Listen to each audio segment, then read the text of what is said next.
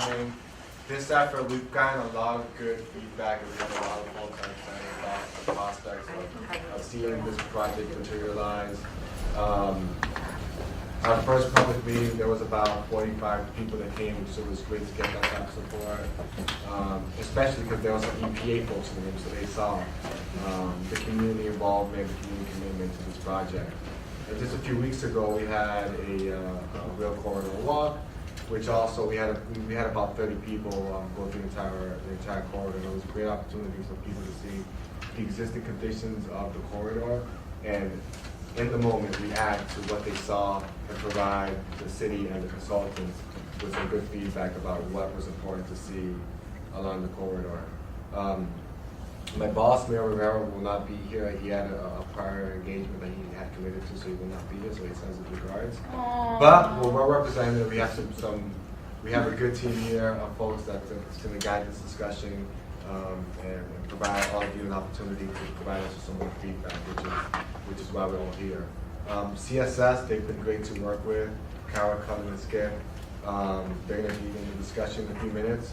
And of course, Groundwork, Brad, has been side by side trying to implement this plan, this process, making sure we get the most out of the project. And of course, Dan McCarthy from the city, who serves as a member of the steering committee. Again, thanks. Feel free to talk amongst yourself, engage, provide us with feedback. I'll leave it up to Kara and her team to talk about what we've done so far.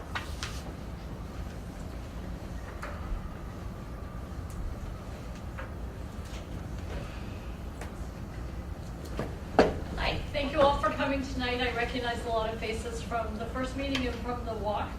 To those of you who this is your first meeting, welcome. We're excited to be here. So I'm going to give a really quick presentation, and the beat of the meeting is really going to be around the drawings that you see on the table. We have some alternatives and ideas that we want to get feedback from you on. So for those of you who are new to the project scope has two pieces to it. One is to look at how to develop a multi-use trail going on the existing abandoned rail corridor from the Methuen Town line all the way down to the Merrimack River. So looking at that narrow strip through that whole length. And then at the bottom, there are these two blocks extending from Water Street up to Lowell Street. This is Essex going through here. Looking in more detail at those two blocks and what the redevelopment potential is for those blocks, and how new development on those blocks could really take advantage of the multi-use trail going through it, and how the multi-use trail can help spur redevelopment of those blocks. So the project schedule started last November, and it'll go through to November of 2016. We're here tonight to show you some alternatives, and based on your feedback, we'll spend the summer and September really coming up with more definitive plans for the project area, and we'll come back to you in October and show you a draft of what our ideas are to get your feedback at that time. So tonight, I'm going to go through, as I said, a quick presentation, and then the rest of the night will really be around these drawings on the table so that we can get your feedback. And the drawings, we'll explain them in more detail when we get to it, but the idea is to look at 3 areas of the project area, 3 locations in the project area in a lot more detail to show you some of our thoughts, to get feedback from you, and a lot of what we'll look at in those 3 areas can happen in other places along the trail. We just picked 3 locations so we could focus the discussion.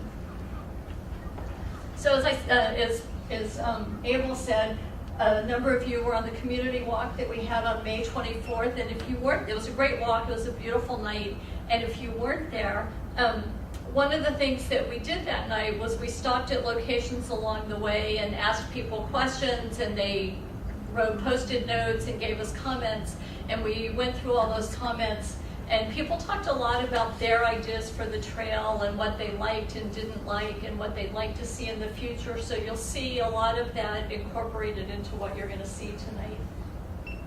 One of the things we talked about and people were really concerned about were the street crossings. There are a number of locations where the trail crosses active streets and how to make those safe. And So there are a number of ways to make those pedestrian crossings safer than they are today. In the top left-hand corner, it's a flashing crosswalk signal, which really gets drivers' attention. Top right corner, it's just a painted crosswalk, but really vibrant colors, so you notice it. A stamped one in the bottom left corner, and then also a pattern so that you see it. And then this one is showing curb bump outs so that the actual crossing is a lot smaller. People talked about signage. They were interested in both interpretive signage and also in maps so that you could see where you were relative to the whole corridor and where you were relative to the city in general. And these are some examples of both interpretive signs and maps from different trails.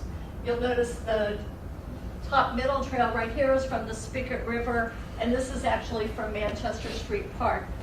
The city's done a good job in a number of their parks of doing interpretive signage as well as the maps. And these are just from other locations. The only underpass of the project is the trail goes under Lowell Street, and so that bridge is being rebuilt, and there's an opportunity to think a little bit about what the environment is under that bridge as you go through it. So these are some examples of what's been done in other places, from simply painting murals to public art projects. This is actually one of my favorites with the Lego blocks, and it's just paint. It was, it's a, as we've said on some projects, it's a cheap and cheerful solution.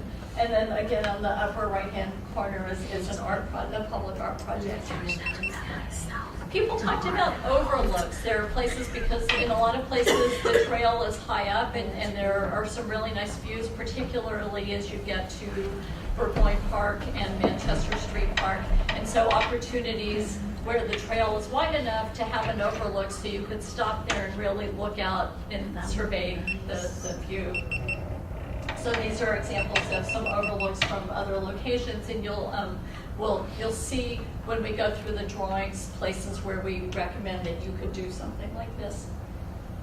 People were interested in opportunities for games, and these are games from other parks, and the ones on top are movable games. You can see a ping pong table in the upper right-hand corner, and a game that's new to me, but apparently very popular, cornhole. And then in the bottom, these are much more permanent tables, a chess table in the bottom left or a checkers table. And in the middle, these are relatively new, but they're popping up in parks. It's a permanent ping pong table, so it's a big, heavy concrete ping pong table that lives in the park. And in that particular one, the net and the paddles are held by an adjacent convenience store, and you just have to go in and ask for them. And again, another chess table in the bottom right-hand corner. Some people were interested in fitness equipment, having this be a fitness trail, so as you went along, you could stop and exercise. And I've seen these done in a variety of ways. In some places, it's several pieces of equipment together. In some places, it's stretched out over the course of the trail, so you do a little bit, then you walk a little further, then you stop and do some more exercise. So these are some examples of fitness trails.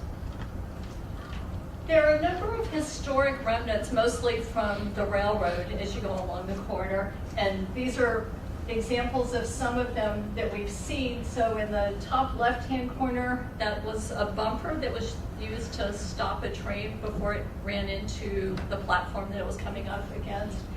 The bottom left, this is two images of a triangular post that tells you, you'll see the one on the left says L1 and the one on the right says M28.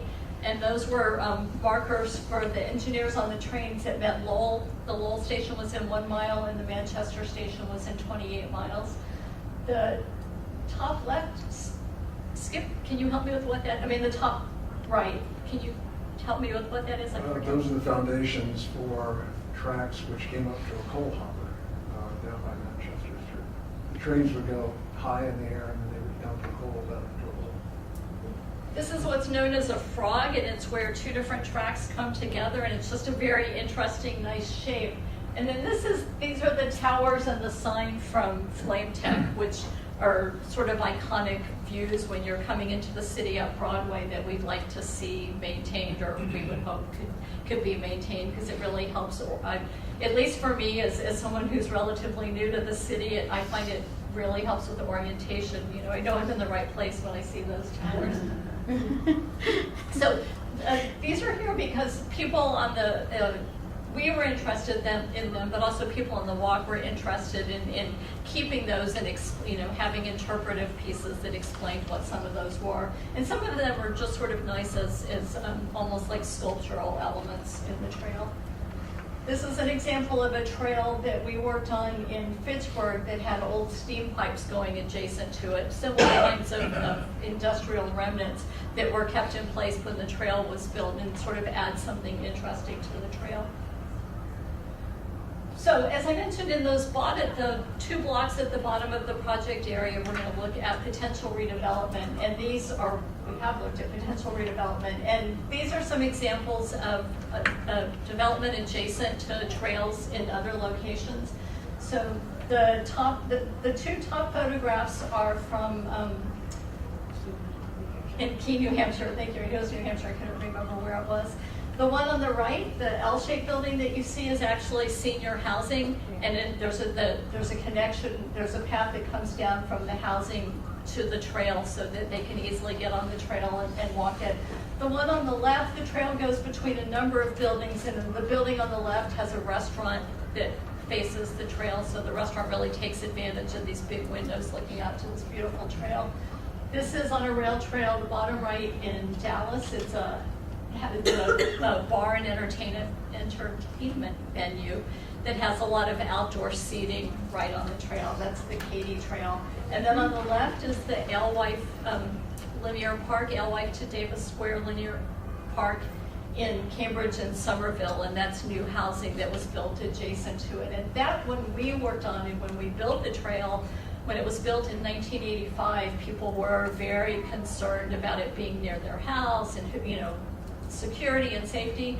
And the new buildings that are built on it today open up immediately onto it. It's really just part of the development. It's really become part of the neighborhood. These are just some other examples. This again is in the evening, but the Davis Alewife Trail. The one in the top right is in Minneapolis, and I had that in there because it's a big industrial building on the right, but there's a little bike repair shop that opens out onto the trail. It's sort of a nice amenity for people on the trail. The one on the lower left is in East Boston, new housing built immediately adjacent to the trail. And the one on the upper left is in the DC area, and that's a commercial building. There's also opportunities for temporary sort of pop-up restaurants and fitness centers and flea markets and that kind of thing along the trail. And so these are some examples of pop-ups that have happened in other locations. And there are a couple of places on the trail where this might be a good idea, particularly in the short term before new development happens. Down and you'll see better where I'm talking about, that where the trail meets the corner of Broadway and Water and Canal Street, it widens out, and we think that that's a really good location for a gateway park leading you into the trail system. So these are some examples of trails and gateway parks in other locations.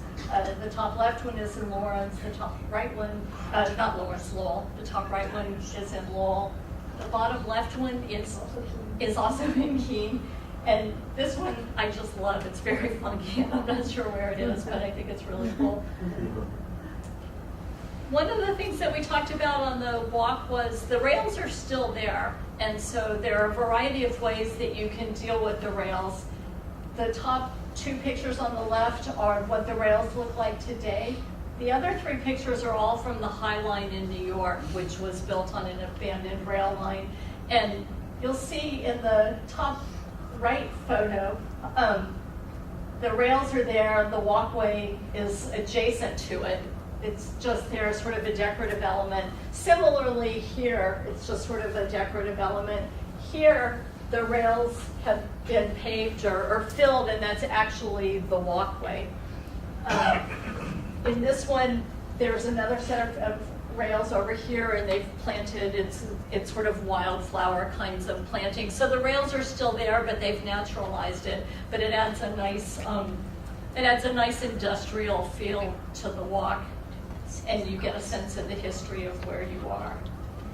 These are just examples of rail trails in other locations with a variety of paving types, from asphalt to crushed stone. I think the top left one almost looks like a boardwalk, but I don't think it is. But just an example of them going through, it can be more woodsy, going through buildings. Some of them are much more formally planted. So as I mentioned, we're gonna, when we sit down, or when I sit down, you're already sitting down, we're gonna look at 3 locations. So the top location is north of Manchester Street, around the Manchester Street Park. The middle location is at Burgoyne Park or West Street Playgrounds, maybe you know it that way, so we'll look at that area. And then the bottom one down here, we're gonna look at those 2 redevelopment parcels that I've been talking about. At Manchester Street, so for each of the locations, the pages in front of you have a few alternatives, and we'll explain the alternatives to you when we sit down, but some of the things that we want you to think about when you're looking at the alternatives, and that we'll discuss with you at the Manchester Street area, we have some alternatives for how you get down to the park, because the trail will be higher up there. Some bridge options. There's talk about replacing the Manchester Street Bridge so that it's higher, so trucks can get under it. So do you replace it with a small pedestrian bridge, or do you keep the existing bridge and just raise it? So looking at that. How you pave the trail, I talked about a bit already. And then amenities, and that's all the things that I was talking about. Do you have fitness equipment? Do you have overlooks? Do you have benches? That kind of thing. At Burgoyne Park, we want to look at the alignment of the trail. Is it one trail? Is it one wide trail? Do you have one trail for pedestrians and one for bicyclists? How wide is the trail? How do you connect from the trail down into the park? And is it just one small connection, or do you really open up the connection to the park so it's sort of a continuation of the trail? And then again, trail amenities. And then finally, in the redevelopment parcels, we want to look at land uses, how the buildings are sited. Are they closer to the street? Are they really facing the trail? Where do you put parking? How do you fit parking in for the kinds of uses that you're talking about? How big is the development, and how do you get access to the trail? Do we provide more access to the trail than just at the streets that are on the edges of the blocks? The parcel sizes for those 2 blocks are actually quite large, ranging from 1.5 acres, in this corner, all the way up to 5.2 acres in the bottom left-hand corner. And as you can see, the dimensions of the width of the parcels ranges widely, and will really affect, and we'll go through this when we're at the tables, but it really affects what kinds of buildings you can fit and how you site the buildings on the parcels. One of the things that we looked at is ownership, and there are a lot of parcels that are smaller parcels with scattered ownership, and then there are a few large areas in single ownership, and those 4 large orange areas, each one of them is owned by one owner. So we've been looking at that a little bit in terms of where we site the buildings, and do you try to do things by property owner, or do you think of ways where property owners can combine parcels to get a better, more squared off parcel that can better accommodate the kinds of developments that you want?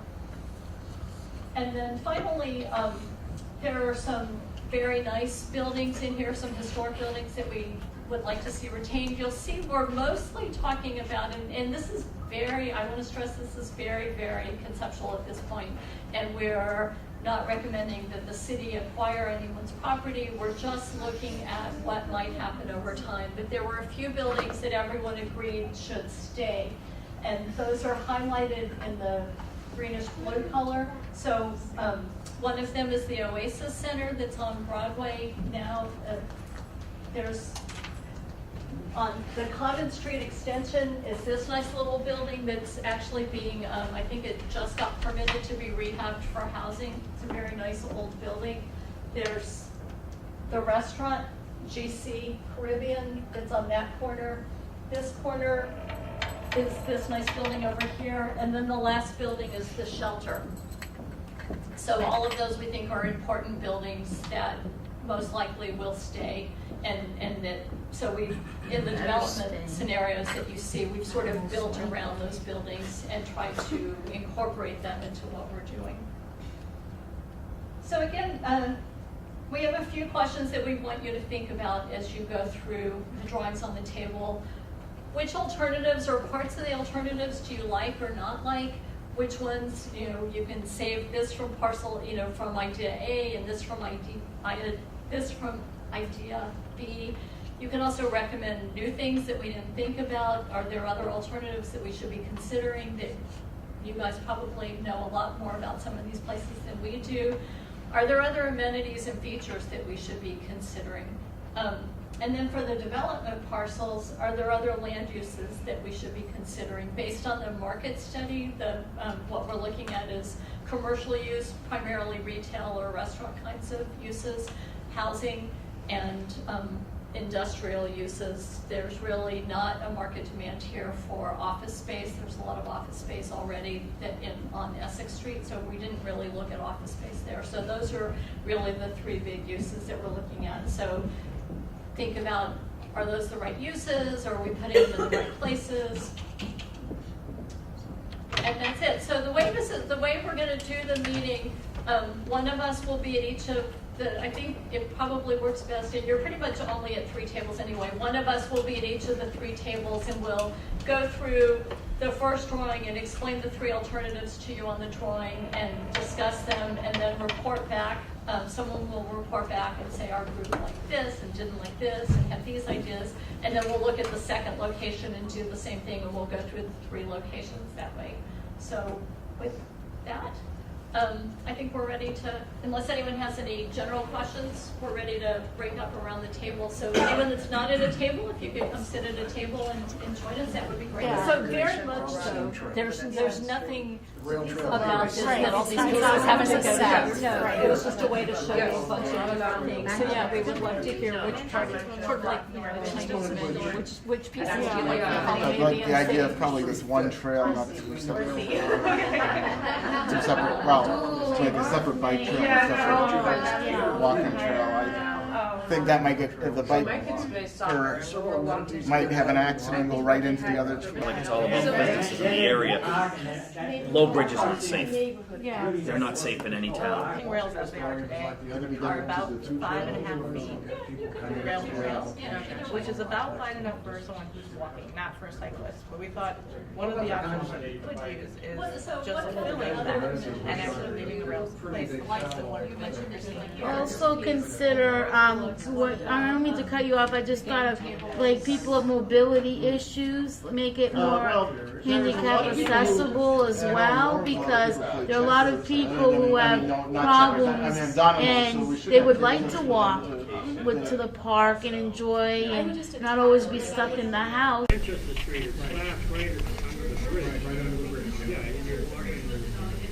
an excellent idea. Anytime there are links to other places. Beautiful. Really much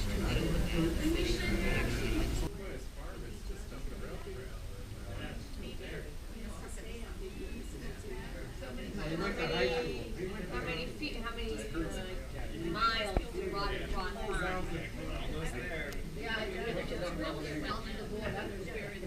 All right, so I think this is folks' opportunities to kind of report back and talk about the findings. I'd go sheet by sheet, talking about what you guys came up with and what your thoughts are. So at Burgoyne Park, people liked, I think for the most part, they liked the uppermost, they liked the idea of really opening the trail to the park. So they liked the option that had the most opening onto the park, sort of a continuous opening spilling into the park. They liked the seating overlooking the park. They liked the covered picnic area. We went back and forth about whether it should be one trail or two trails, but people like the idea of whether it's one or two, sort of a meandering trail. They like the idea of keeping the rails, whether it's the trail or it's adjacent to the trail, keeping the trails and the other artifacts. Maybe having a public art element somewhere. The Lowell Street Bridge might be a good place for that. They liked game tables. They liked the fitness piece. They liked the overlook. Pretty much, they liked all the amenities. There was pretty much agreement on all of the amenities. I think people seemed very happy with it. They liked the idea if you did a curving trail, of curving it more away from the park so that you had more opportunity to have amenities kind of spilling down into the park. At Manchester Street, there was some, we talked a lot about where the best place to connect down from the upper level down to the park was. And there were pros and cons for the one that comes down to La Fruteria versus Manchester Street Park. We kind of went both ways on that. People liked the idea of the overlook. They thought Manchester Street Park could have more shade trees and also more play equipment, and that the edge around the Spigot River, maybe you could do something down there, picnic tables, make that edge be more usable. There needed to be better signage on the trail.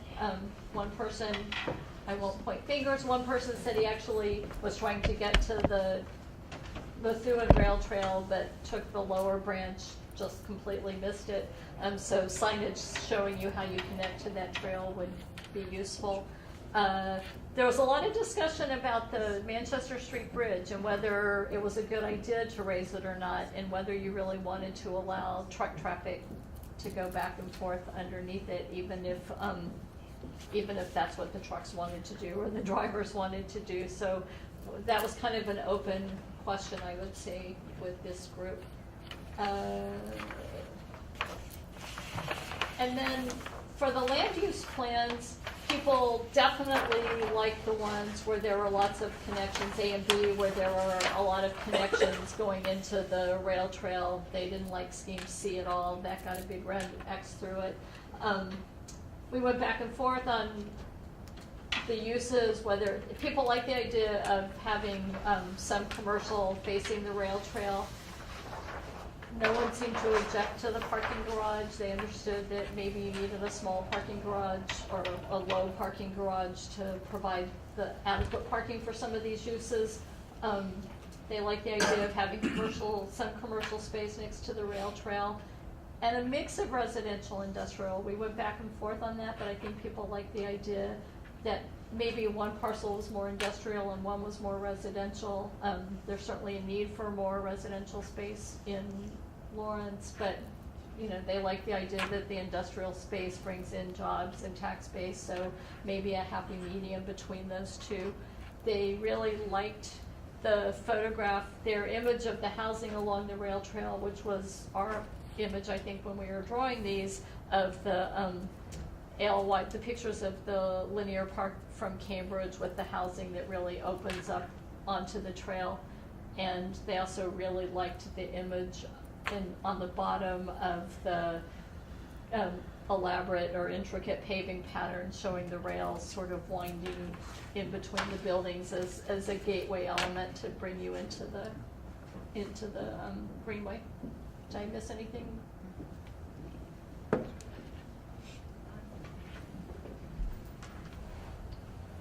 So a lot of similarities here at this table. So our table really liked the top scheme with the open kind of connections, but with the stipulation that there should still be some shade trees for visitors to the park and people who are picnicking, so you have some relief from the sun. So still allowing for that kind of open connection, but with some shade trees. We even have some species recommendations. So There was also some thought in this group about how do you access the park? So who's accessing the park from West Street and who's accessing it from the rail trail, and really wanting to make sure that those people who won't be accessing it from the street would have some ways to access the rail trail at multiple locations so that they could get to the park directly from that avenue. So we had some discussions about, in the future having discussions with the owners and people who are directly abutting the trail so that they could have direct connections to the trail if they wanted it. The general idea of the fence was not thought of as a good idea, just from vandalism and cutting off access to the park, so that wasn't well received in our group. We also like the idea of signage and creating, again, the amenities were pretty much all around applauded in this group, so we like the games, the overlook, the fitness equipment, making sure that the fitness equipment is spread out along the trail and possibly even integrated with connections to the broader city so that you're using it as an amenity to bring people into the trail that way. I think I caught, and we also wanted to make sure that we have, depending on the split trail or the combined trail, that we have options for skateboarders as well. So. And handicap accessible. It will absolutely be handicap accessible. Good. Sorry, but for the Manchester Street Park, in terms of access, we didn't have a strong feeling one way or the other. Felt that we wanted to have a closer connection to the Spigot River, so maybe providing an overlook closer to the river itself rather than up on the trail. Liked the idea of having the connection to Manchester Street, and also really liked the idea of keeping the existing structure of the bridge and elevating that rather than trying to choose a pedestrian bridge over that. And then finally, for the development parcels, our group really liked the first Scheme A, having a lot of connections to the trail and really highlighting that as an amenity right as you come into the city. There's a lot of talk about what you put in the gateway space, so we're talking about temporary stands, multicultural art piece or informational signage that you could actually give some background to the city as you're coming right into the city of Lawrence. Wanting to highlight the fitness amenities here as well, and also being able to directly connect to the amenities that are downtown and the different businesses and uses that you have very close by. We also had an idea, we like the idea of reducing the amount of hardscape right near the river, which these parcels are very close to, and a temporary small stage, or not temporary stage, a small stage for performances, possibly in the Gateway Park. So, our strong feelings for Scheme A, I think. I got that right? Yes. Ooh, yes. On Burgoyne Park, strong preference for keeping it open, not closed off. A lot of talk about the split pad versus the single pad, and the discussion focused on people with disabilities, parents with strollers, bicyclists who are out of control, and not obeying the rules of the road, and sort of leaning toward the two paths, but having the pedestrian path as wide as possible. 5 feet didn't seem quite enough for the pedestrian path. In terms of amenities, pretty much everything. People liked, the strongest comment I think was for the exercise equipment and having markers along the way that which knew how far you'd walked and so forth. There was an interest in access at Lowell Street, and we talked about how difficult that would be because of the grade differences and private ownership and the buildings that are there. Something to consider along the way if that's redeveloped. Possibly that gets built into a redevelopment scheme. Then there was a talk about things which we'll get into on the third one. Bellevue Cemetery and a hot dog stand, and how they fit into the greater picture. Interesting. But along those lines, the bridge, interesting comment. If we can't keep the existing bridge, could the pieces of it be reused in some fashion on the right-of-way, because it's a memory of the railroad and the industrial history? I think maybe a leaning toward not building the pedestrian bridge, but keeping the actual bridge. Is that Yay. something really work? Yeah. Let's see. Do you have anything in your notes that I missed? The signs, people want to know where they are. Oh, the miniature train. The miniature train. This actually comes up on all three boards, and it differs somewhat in its composition. But on this one, there's an interest in a miniature train for children, especially going back and forth down the full length of the corridor. Is that fair? So when we get to the rail trail at Manchester Park, just as you said, there was no strong preference on one way to get down versus another. There were points made in favor of each, and then the comment was made, why not both?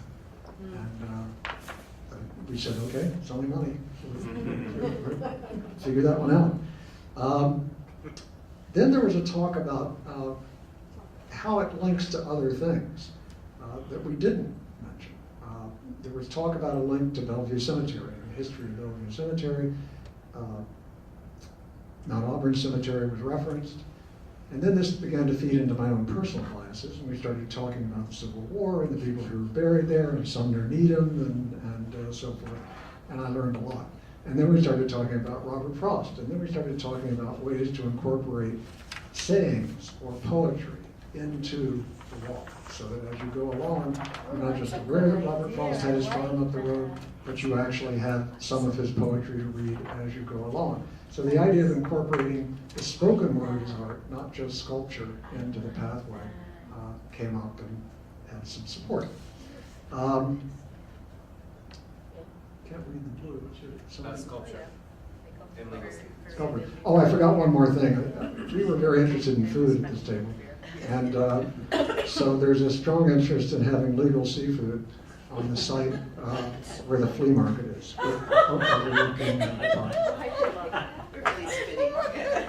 And we said, absolutely, there's no question we can do that. It's a done deal.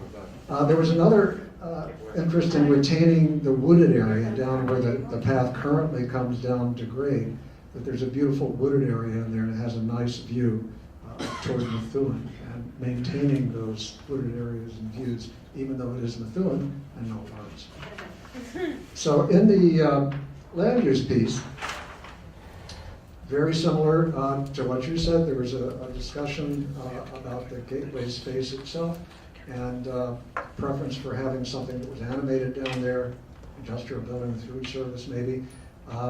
There was another opinion that we really hadn't thought of, which is parking. Parking down there as sort of a trailhead. And then we talked about, well, maybe that'll be on the other side of the river. But the idea that people see this, they come here, they want to get on the trail, but they don't know where to go to park. There was an interest again in having the connections that we all talked about, but not so strong an interest in the old housing scheme, a much stronger interest in the mixed-use scheme that retained some of the industry or created new industry, kept some commercial and retail on Broadway, maybe had some housing in it, but definitely mixed use. And one comment was that the Flame Tech is really the soul of this site, and keeping that character would be important. So jobs, housing, retail, outdoor activities. There was another comment about incorporating the gatehouse. And we were a very historic conscious group over there. And the idea that the gatehouse and the locks are so important, and they're right on the trail, and how do we do that? And in fact, Carol and Cullen and I spent a good bit of time walking around there a couple of weeks ago, and we're just really amazed at how wonderful it is. When you go behind the gatehouse, you look over the river, you can see the gates and the old locks going under. And that as a teaching moment seems like an important thing. So there are these teaching moments along the trail, whether it's Robert Frost or industrial history, or the river and the dam and the locks. There are a lot of opportunities that could be worked out. Did I miss anything? Lofton's. Oh, I missed the hot dog stand. Recurring thing. Very active debate about the hot dog stand. So we have legal seafood anchoring the trail at this end. And we want to take the hot dog stand and reactivate it, move it over into the plaza or next to the plaza, the Gateway Plaza area, put some parking in, and that'll be a draw. All natural hot dogs, preferably. We're trying to promote health for Mayor Health Task Force. Promote health. Only good hot dogs. There we go. Sorry. So thank you again.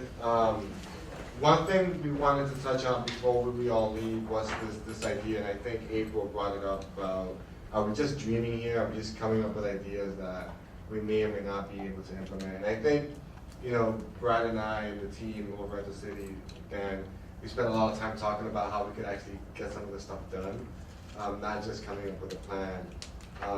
So we've done some of that work already. We think that we'll be in a good position to get it in what's called a TIP, the Transportation Improvement Program. What comes out of this process, we'll be able to take this information, this feedback, and work with other funders, other funding agencies to come up with a design. So you plan, then you design, and then you go to construction. So we're not there yet, but I think we're taking the right steps to get there. This is an important project for the mayor. We have a lot of community support. Our state and federal partners are with us and they're willing to provide us with that support. So fingers crossed. We don't have necessarily the time frame of when this is going to get done, but all the pieces are being put into place so that this is not just a conversation, but also a plan for developing the corridor and implementing it the way that we're all dreaming about today. Everything starts with a dream. So yeah, that's it. Thank you again for coming down and spending your time on Thursday night. It was.